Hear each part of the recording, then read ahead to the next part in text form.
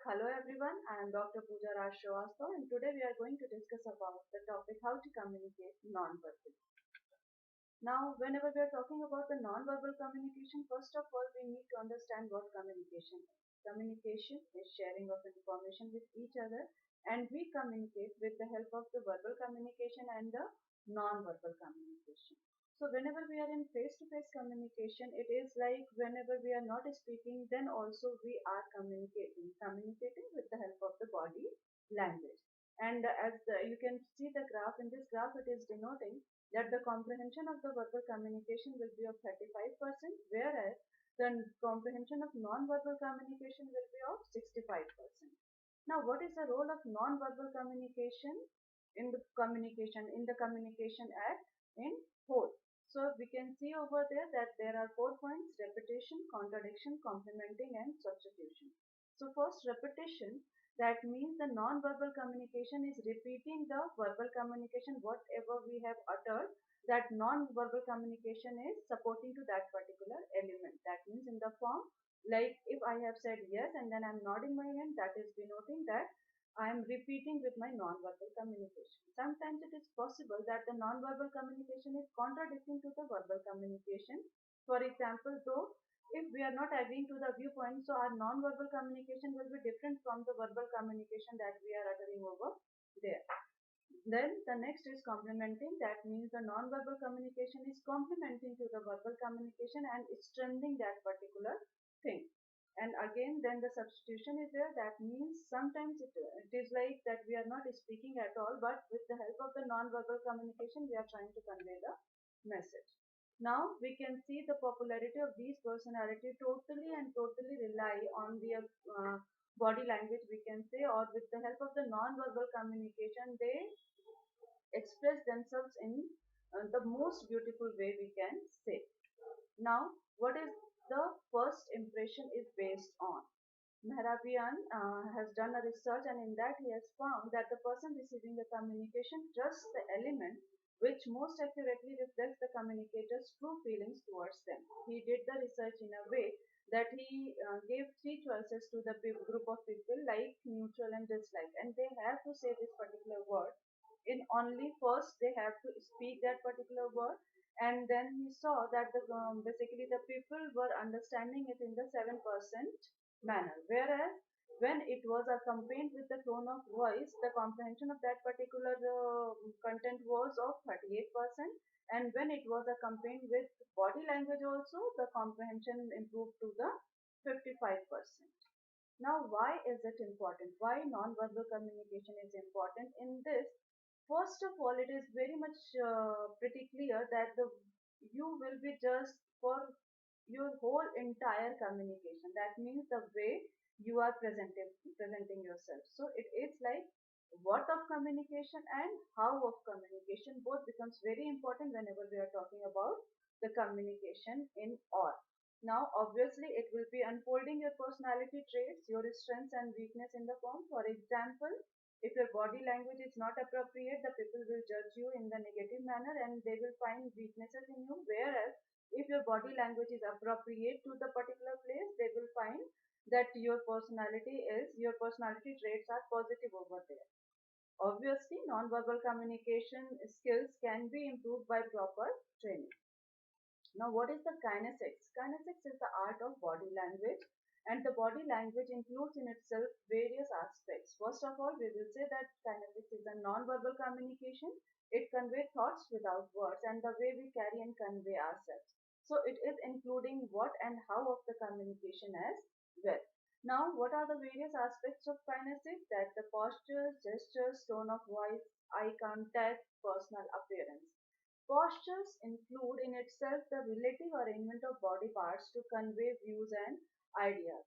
Sometimes, if our body posture is erect or it is signaling the positive traits, then obviously the people will be interpreting you in the confident manner. It is denoting your emotions, attitudes, and intentions as well. Emotions in the form of like if you are in a calm and quiet position, your attitude, that means if you are having a positive attitude or a negative attitude and so on. So your posture will be reflecting the different meanings, and the audience can interpret various meanings from the posture itself. Now, a good stance and posture reflect proper state of mind. Coming to the good posture and the bad posture, as you can see over here, the bad posture is denoting basically is denoted by the red color, and the good posture is denoted by the green color.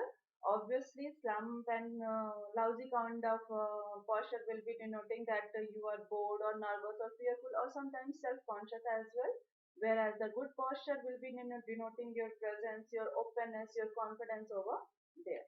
Now, these are some body languages, basically the postures that are denoting different meanings and that can be interpreted in a different way.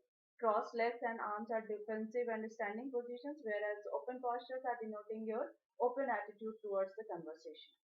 Now, these gestures are the non-vocal bodily movements intended to express meaning, hand, head, or torso. That means that this is the graph which is denoting that if only speech is there, this recognition model is denoting that the communication was recognized when it was like only speech was there.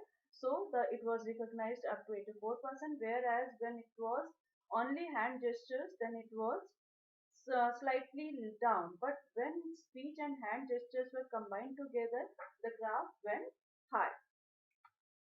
Now, small gestures can have a big impact. As you can see over there, this is the negative gestures, and we should not point while having communication with anyone. And this is the positive gesture, which is denoting that we have to have a hand movement descriptive so that the people can understand with the hand movements as well. Now, the other one is, as you can see, that this is a negative. When you don't know what to do, what you should do is you have to keep your hands straight on the side so that there is no other meaning interpretation of that particular gesture. And there used to be a strike zone, as you can see over there, the blue dotted box. So it is denoting that whenever it is possible that you should have to have your hands in that strike zone. Now, the next one is gestures are having cultural context. That means these gestures are governed by and interpreted in a different manner in different cultural contexts. So, whenever we are going to a particular place, we have to observe the gestures, approved gestures over there so that we are not denoting something which is wrong. And then open gestures are obviously the people will find you more trustworthiness and confident when we are denoting the open gestures. Now these are the some gestures. As you know that there are as many as 70,000 identified gestures which are denoting various, which are having different meanings and interpretations. Some of them are like these are the positive gestures and these are the negative gestures which are denoting the attitude or the emotions of a person in a different manner. Now, whenever we are coming to the voice, they are basically the non-verbal vocal cues. And as you can see that 10% of conflicts are due to difference in opinion, whereas 90% to the wrong tone of the voice. So we can understand the importance of voice. In the voice, basically there are certain things like volume, voice modulation, tone and speed, punctuation, pronunciation, articulation. There are so many, and these voice quality can be improved by a certain training.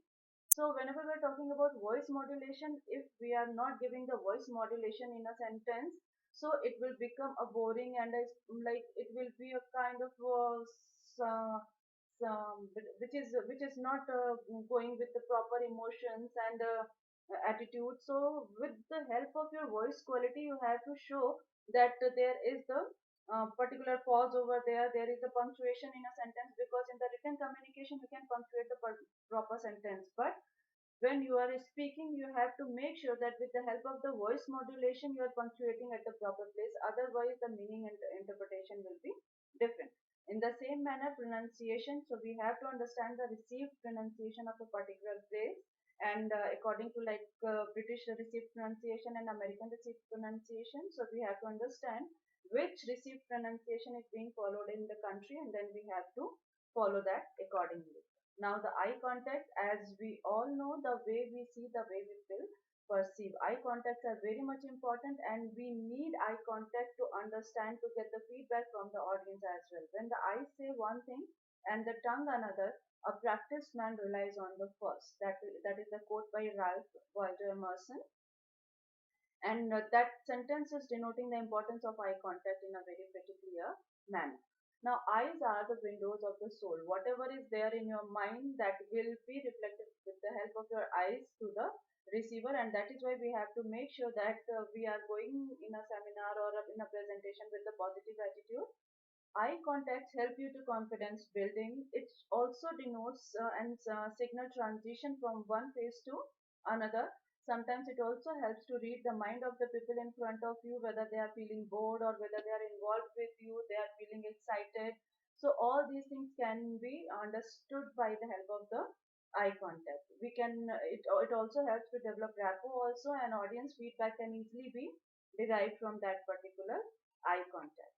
Now, the personal appearance, and in this, obviously, dress how you want to be addressed, because your first the people will see you and then they will listen to you whenever you are going for the presentation or the interview. It is very much important that if you are not dressed accordingly, according to the context in which we are, sometimes the people will feel negative about you. So as you all know that first impression is the last impression, so we have to make sure that we are, with the help of the personal appearance, we are giving our best. It determines how people perceive you and may affect your peer relationship as well. And along with this, it also helps to develop self-confidence, because if we are dressed properly, if our personal appearance is appropriate, so at that particular time we think in that manner, we feel, we act, and we react in such manner. So in this context, perception of image matters a lot, and it is a continuous process. As you can see over here, our self-image is built upon how we see ourselves. So whenever we see ourselves, there should be there can be a positive outlook and there can be a negative outlook as well. So in this continuation, the first thing that comes in series is how we dress and groom ourselves. So then comes the next, that means if we are dressed properly, so obviously there will be confidence in you, and then your positivity, your thinking, your feeling, your acting will be according to that. And as per our dress and as per our thinking and communication, the people will perceive and the people will interpret meaning from the whole of your communication.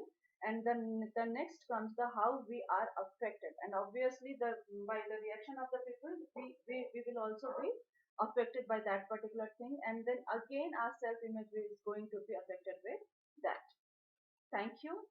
With the caption, be future ready, be more than ready.